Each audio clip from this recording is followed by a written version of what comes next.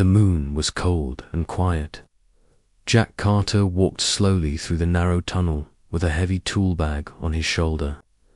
He was a human engineer working on repairs in one of the Empire's prison colonies. The prison was built under the surface of the moon, far away from the eyes of the galaxy. Jack had worked for the Empire for many years. He fixed machines, checked systems, and followed orders. He did not ask questions. He did not want trouble. But that day, something strange happened. His scanner showed a strange energy signal coming from an old section of the prison. That part was not in use anymore.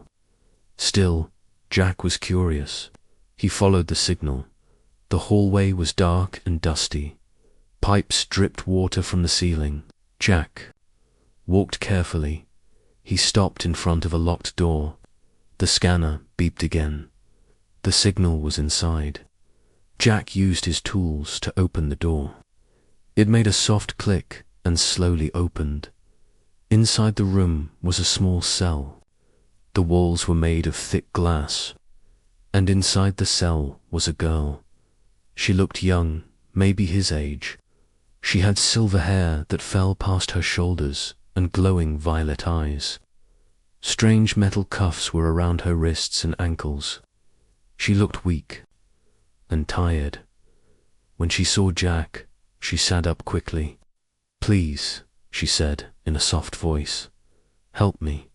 Jack was shocked. He had never seen a prisoner like her. She was not human. Her skin was pale blue. Her eyes were bright and full of pain. Jack looked around. No cameras, no guards, just her. "Who are you?" Jack asked. "My name is Lyra," she said. "They captured me many years ago. My people are gone. The Empire... They destroyed them." Jack felt a chill run down his back. The Empire said her kind was dangerous. They said they were enemies, but she did not look dangerous. She looked scared. "Why?" "Are you here?" he asked. "They wanted to study me, use me. I don't know, but I am the last of my kind. Please, don't leave me here." Jack looked at the bindings. They were not normal chains. They had glowing symbols on them. He took out a scanner and checked. They had energy trackers and alarm systems. If he touched them, alarms would go off. "I can't free you," he said. "If I break the chains, they will know." Lyra looked into his eyes.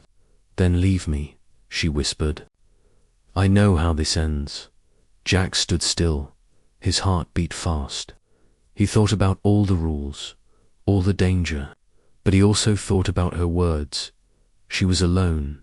She was a prisoner. Not because of what she did, but because of what she was. He took a deep breath. "I'll try." He pulled out a small tool and started working on the chains. Slowly, he removed one of the energy locks. Then the second, then the third. The final one made a soft click and fell to the ground. Lyra stood up. Her legs were weak. Jack helped her. She smiled for the first time. "Thank you," she said. Then the alarm screamed. Red lights flashed across the room. Jack's scanner beeped wildly. The chains had sent a signal when they were broken. "We have to go," Jack shouted. He pulled her hand and ran down the hallway. The tunnel behind them lit up with red lights. Drones were coming. Jack knew the way. He had worked here for years. He led her through maintenance tunnels and down into the lower levels. They reached a storage room. Jack opened a panel in the wall. Behind it was a hidden tunnel. He had used it once before to escape a gas leak. "In here," he said. They crawled through the narrow space. Behind them, the sound of drones grew louder, but the tunnel took them far. Away to a quiet loading bay. A small maintenance shuttle sat waiting. Jack jumped into the pilot's seat. Lyra sat beside him. "Can you fly this?" she asked. "I hope so," Jack said. He started the engine. The door opened. The shuttle lifted into the air and flew out into space. Behind them, the prison moon disappeared into the black sky. Jack looked at Lyra. She looked back at him. "You didn't have to do this," she said. "I know," he said, "but I did." She smiled again. "Now," Jack said, "the whole Empire will be after us." Lyra nodded. "Then we better not stop." The stars stretched ahead. Jack pushed the ship into light speed. They were free. For now, the stars rushed past the windows as the small shuttle flew through space. Jack kept his hands tight on the controls. His heart was still racing. They had made it out, but they were not safe. He knew the Empire would not stop until they found them. Lyra sat beside him, watching the stars. She looked calm, but her eyes showed fear. She had spent many years in a cage. Now she was free, but the danger was far from over. "They will follow us," Lyra said quietly. "I know," Jack replied. "We need a plan." The shuttle was not built for long travel. It had limited fuel and no real weapons. Jack opened the map on the screen and checked nearby systems. Most were controlled by the Empire. One planet caught his eye. It was small, not very important, but it had an old fuel station. "We can stop here," he said. "It's not much, but we can rest and refuel." Lyra nodded. "Do you trust this place?" "No," Jack said. "But we don't have a choice." They landed on the dusty planet an hour later. The sky was grey and the air was thin. The fuel station was quiet. Only a few ships were parked outside. Jack kept one hand on his tool bag as they walked toward the building. Inside, an old man looked up from behind a counter. "Need fuel?" he asked. "Yes," Jack said, "and some parts." The man nodded and pointed toward the back. Jack walked off to look for supplies. Lyra stayed close. She wore a hood to hide her face. Suddenly, a sound came from Jack's pocket. He pulled out his small scanner. It beeped with a red light. "They found the shuttle," he whispered. Lyra's eyes widened. "They're coming." Jack grabbed a fuel cell and ran outside. A black ship was landing nearby. It had the mark of the Empire. 2 drones floated out, scanning the area. "Go!" Jack shouted. They rushed back to the shuttle. Jack slammed the fuel cell into place and jumped into the pilot seat. The ship rose just as the drones fired lasers. The blasts missed by inches. "We need a safe place," Lyra said. "Somewhere the Empire won't look." Jack thought for a moment. He remembered someone, a friend from long ago. Ellie Brooks. She was a mechanic who lived on a scrapyard planet. She didn't trust the Empire. She might help. "I know someone," Jack said. "She might still be there." They flew through a hidden route to avoid detection. Hours passed. Jack took small naps while the ship followed the course. Lyra stayed awake. She kept her eyes on the stars, thinking about her people. Her home was gone, but she still had something important. "I have this," she said, showing Jack a small crystal. It glowed faintly. "What is it?" he asked. "A memory crystal. It holds the truth. It shows what the Empire did to my people. The lies, the war, everything." Jack took it and held it up. The crystal showed a small image of a burning city. Ships flew above, dropping fire. Screams filled the air. This is real?" he asked. Lyra nodded. "If we can show this to the right people, Maybe others will stand up against the Empire. Jack felt a new weight on his shoulders. He was no longer just helping one girl. He was holding a secret that could shake the galaxy. They reached the scrapyard planet at night. The sky was full of smoke and lights. Old ships were stacked like mountains. Jack guided the shuttle to a landing pad. A small figure walked out from a building. She had short brown hair and grease on her hands. "Jack Carter," she said. "Ellie," Jack said. "I need your help." Ellie looked at the shuttle, then at Lyra. "What did you do this time?" "I freed her," Jack said. "She's not a threat." "The Empire is," Ellie sighed. "Come inside." They entered the workshop. It was full of tools, wires, and broken droids. Jack explained everything.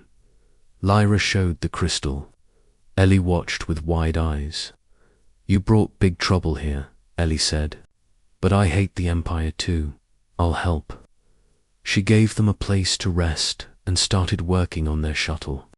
She changed the ship's code, painted over the marks, and gave it a new name. But the peace did not last. A bounty hunter arrived the next morning. He wore black armor and had a metal mask. He walked through the scrapyard like he owned it. "Where is the girl?" he said. Ellie warned Jack. They had no time.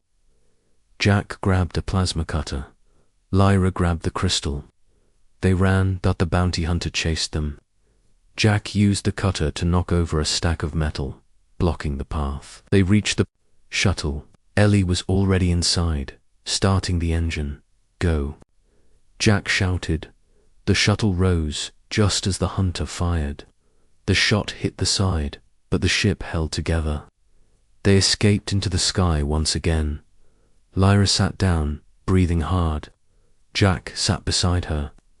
"It's not going to get easier," she said. Jack nodded. "No, but we're not stopping." The crystal glowed in her hand. They had a mission now, and the whole galaxy would hear the truth.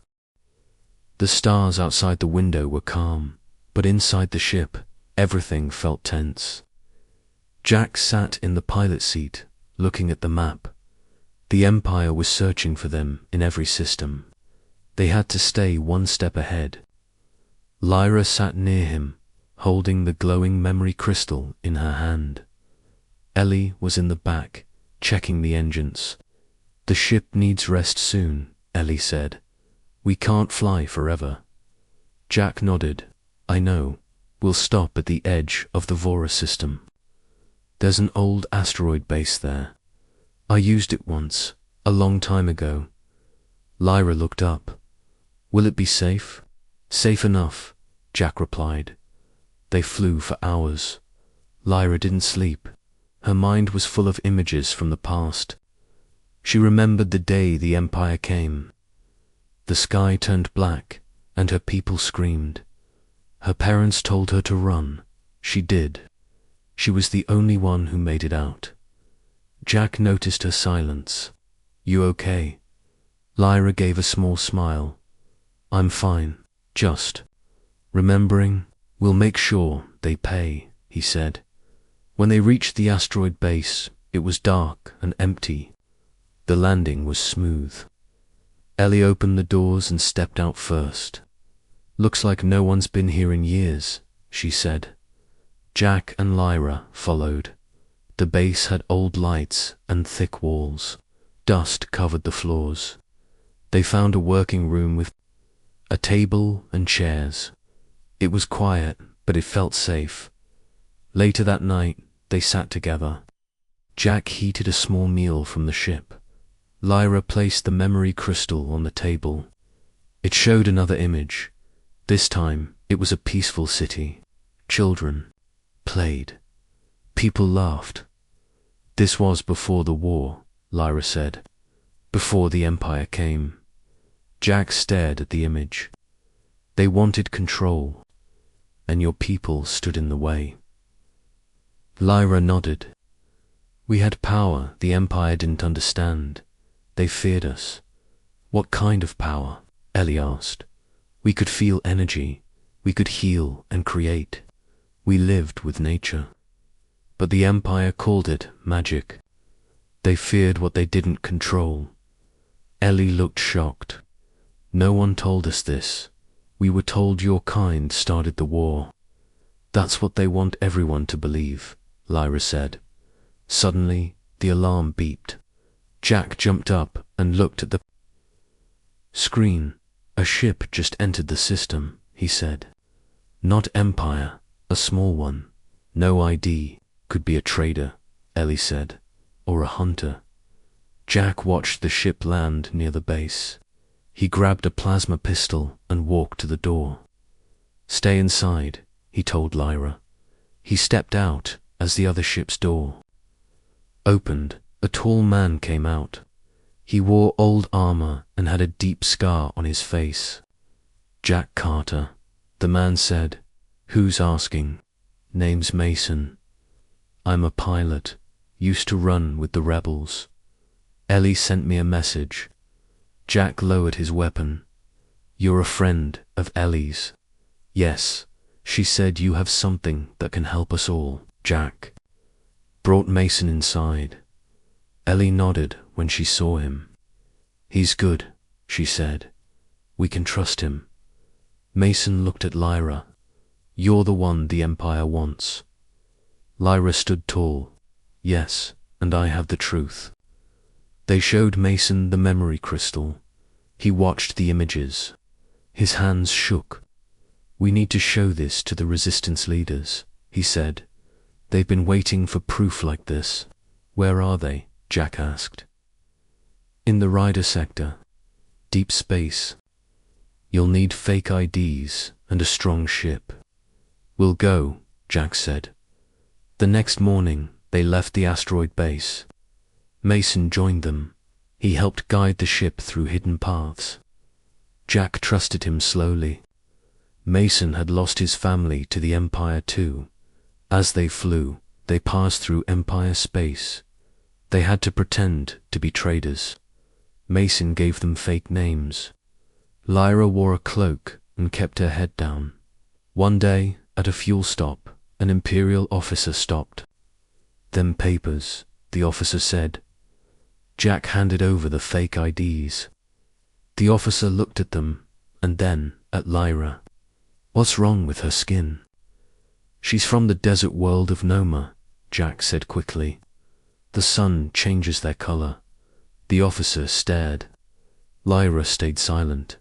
Finally, he gave back the papers. Move along. Back on the ship, Lyra took a deep breath. That was close. Too close. Jack said. They reached the edge of the Reader sector. Mason sent a signal. A rebel ship answered. It flew beside them and led them to a hidden base on a moon. Inside the base, people worked with old tech and worn uniforms, but their eyes were full of hope. Jack showed the crystal to the rebel leader, a woman named Dana. She watched the images and said, "This changes everything." Lyra stepped forward. "We want to help." Dana looked at her. "Then help us show the galaxy what the Empire hides." Jack, Lyra, Ellie, and Mason were now part of something bigger. They had a voice, they had proof, and they had each other. The fight was just beginning. Asterisk, the moon base was deep underground, hidden from the Empire's scanners. The walls were made of old metal and stone. It wasn't perfect, but it was safe. Jack, Lyra, Ellie, and Mason stayed. There with the rebels, everyone worked together, fixing ships and sharing news. For the first time, Lyra was not hiding. People respected her. They listened when she spoke. Dana, the rebel leader, was a strong woman with sharp eyes. She knew how to lead. She had seen many battles and lost many friends. But she still believed the Empire could be stopped. "We need to move the message crystal to other systems," Dana said. People must see the truth. Jack agreed. We can take it. We've already come this far. It won't be easy, Dana warned. You'll have to cross through heavy Empire territory, and they will be watching. Mason stepped forward. We can sneak in with the trade convoys. I've done it before, so they made a plan. Jack's ship would fly with a group of merchants. They would act like traders, carrying fake cargo. Lyra would hide her face. Ellie would stay behind to help with the base defenses. Mason would come along to guide them. Before leaving, Dana gave them new ID chips and a secret code to contact the rebels in other systems. Be careful, she said, and trust no one. They joined the convoy at the edge of the sector. The convoy had 10 ships, all going to different Empire worlds. Jack's ship was in the middle. Mason wore a trader's jacket. Jack pretended to be his assistant. Lyra stayed in the back of the ship, watching the screens. The first part of the trip was quiet. They passed through 2 checkpoints without problems. The fake IDs worked. The Empire saw them as simple traders. But on the 3rd day, they entered a large Empire city. The spaceport was huge, full of soldiers and officers.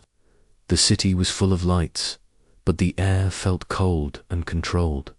Jack parked the ship. A soldier walked up with a scanner. Routine check, the soldier said.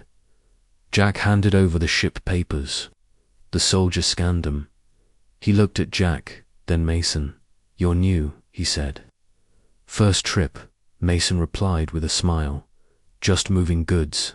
The soldier nodded. Keep out of trouble. Inside the city, they saw the true face of the Empire. Screens played news that said the rebels were terrorists.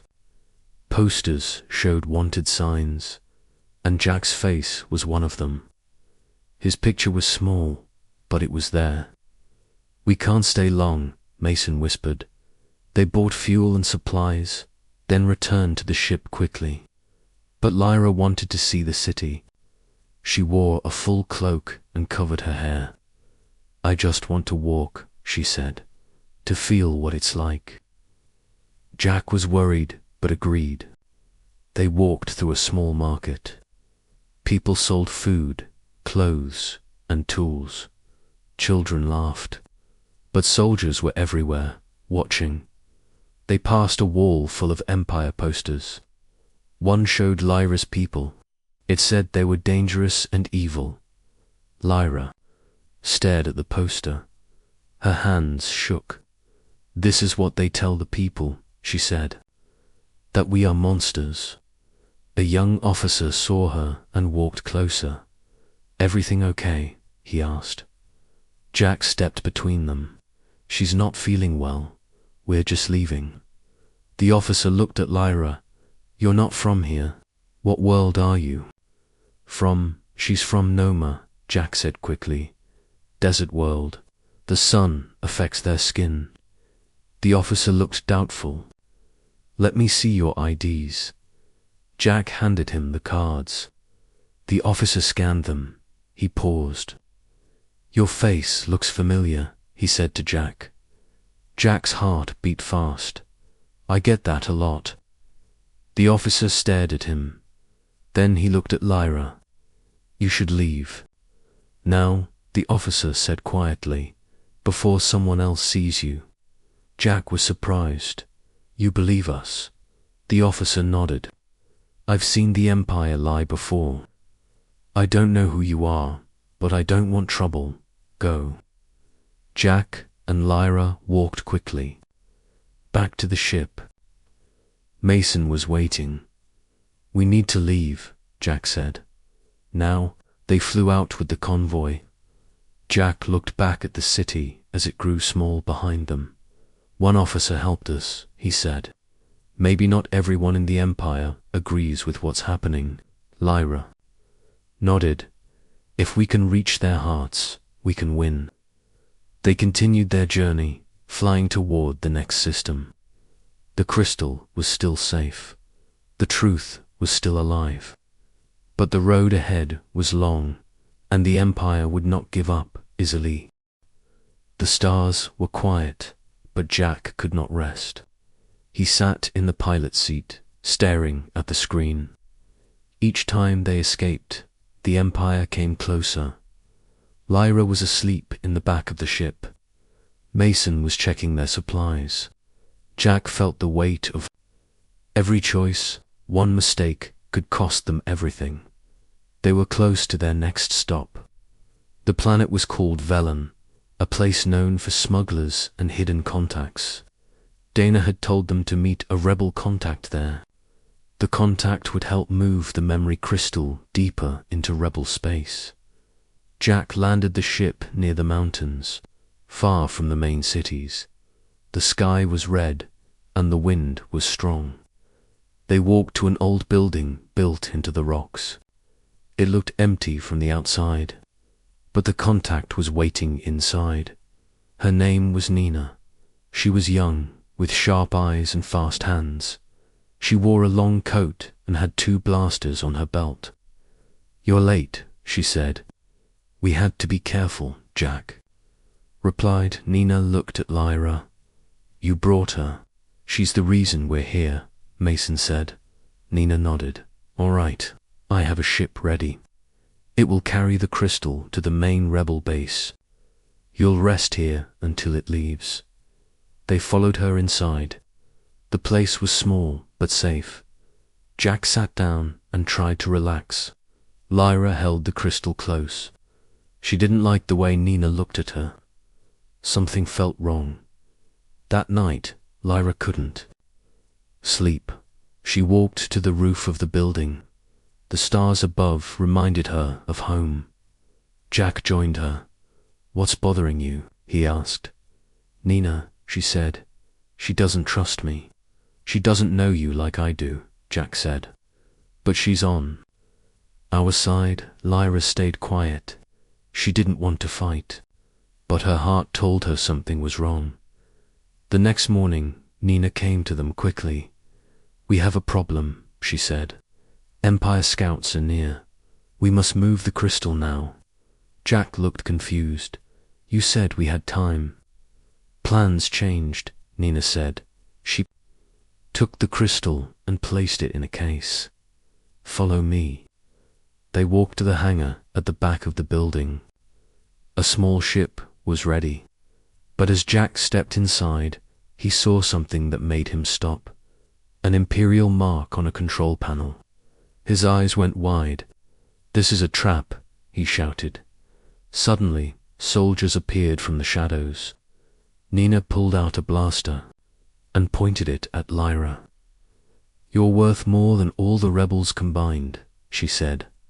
Mason fired first. Nina jumped back. Jack pulled Lyra behind a crate. The room filled with smoke and laser fire. "Run," Jack shouted. They escaped through a side door. Mason stayed to hold back the soldiers. Jack and Lyra ran to the landing pad where their ship was hidden. "We can't leave Mason," Lyra said. "He knew the risk," Jack replied. "We'll come back for him." They reached the ship and flew into the sky. Enemy ships followed. Jack took sharp turns and flew into the clouds. He knew these tricks. He had learned them from Mason. After a long chase, they lost the enemies and flew into deep space. Jack sat back, breathing hard. Lyra held the crystal. Her eyes were full of tears. "We almost lost it," she said. "But we didn't," Jack replied. They found a small moon and landed to hide. Jack fixed the damage to the ship while Lyra rested. He thought about Mason. He hoped he was still alive. Hours passed. Jack turned on a secret rebel radio signal. He waited. Then a voice came through. It was Mason. "I'm safe. Found another way out. The rebels will meet you in 3 days near the Triune Nebula. Don't be late." Jack smiled. He made it. Lyra sat Beside him, we're still alive. And the message still has a chance. Jack nodded. We won't stop now. 3 days later, they reached the meeting point. A rebel ship waited for them. They handed over the crystal. The rebels promised to spread the message across the stars. Jack and Lyra were tired, but they felt hope. Even with the Empire hunting them, they had made a difference. People were starting to listen, but the fight was far from over, and Jack knew the Empire would strike back harder than before. The rebel ship moved fast through space. Inside, the memory crystal glowed in a locked case. It was safe now, and soon the truth would be shown across many systems. Jack and Lyra sat in the back room, watching the stars. Do you think people will believe it? Lyra asked. Jack looked at her. They have to. Once they see what the Empire did, they'll understand. Lyra nodded, but the Empire won't stay quiet. Jack agreed. They'll hit back hard. The next day, the rebel ship sent the crystal data through secret channels. It reached many planets. Hidden rebel groups shared it in cities, markets, and spaceports. People saw the videos of Lyra's world. They saw the Empire's ships attack peaceful cities.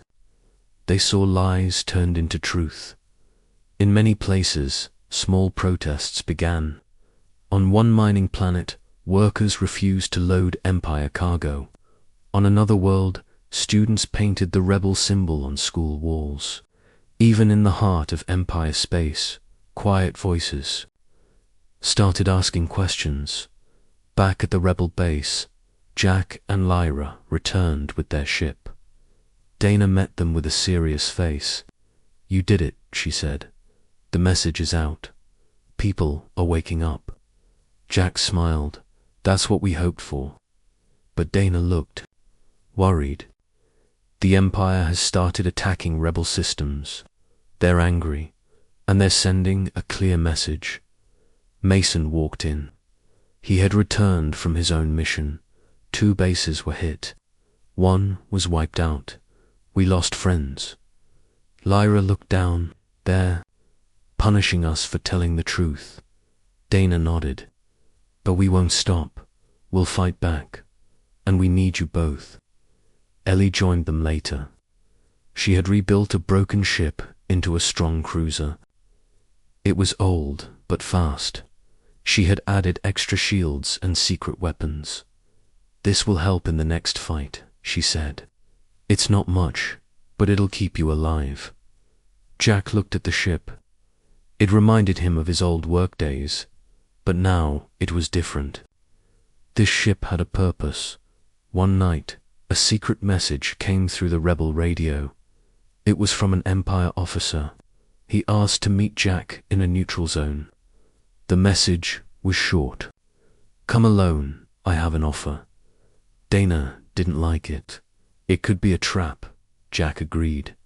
But if it's real, it could help. Lyra wanted to go with him, but Jack said no. If it's a trap, I don't want you near it. He flew alone to the meeting spot. It was a small moon, empty and quiet. He landed and waited. A small Empire ship arrived. A man in a black coat stepped out. He had no weapon in his hand. Jack Carter, he said. You've caused a lot of trouble. Depends who you ask, Jack replied. The man stepped closer. I'm not here to fight. I was sent to give you a message. The Empire will forgive everything. You did. You can go home. All you have to do is give us the girl. Jack stared at him. That's never going to happen. The officer nodded. I thought you'd say that, but think carefully. The next attack will be worse. People will die because of you. Jack clenched his fists. They're already dying because of the Empire. We're just showing the truth. The officer sighed. You made your choice. He turned and walked back to his ship. Jack returned to the cruiser and flew away. His mind was full of thoughts. He had the chance to walk away, to be safe, but he knew he couldn't take it. Back at the base, he told Lyra everything. "They try to buy your life," Jack said, "but I told them no." Lyra looked at him with soft eyes. "Thank you." The next few days were tense. Empire ships moved closer to rebel space. A large fleet was forming. Dana gathered everyone for a meeting. "We can't wait," she said. "We fight now." Jack stepped forward. "Then let me take the cruiser. I know how to handle old machines." "I'll help lead the defense," Dana nodded. "And Lyra, we need you to speak. People trust you now. Your voice gives them hope," Lyra agreed. She would send a message to every rebel base before the fight. "We are not afraid," she said into the camera. The Empire wanted silence, but now we speak. We fight, not for revenge, but for peace. The message was sent. Across the stars, people watched. Some cried, some cheered, and many got ready to fight. The rebel fleet moved into position. Jack stood on the bridge of the cruiser. Lyra was beside him. Mason was on a fighter ship. Ellie was in the control room. The Empire's fleet appeared in the sky like a black storm. The battle was coming, and no one was turning back.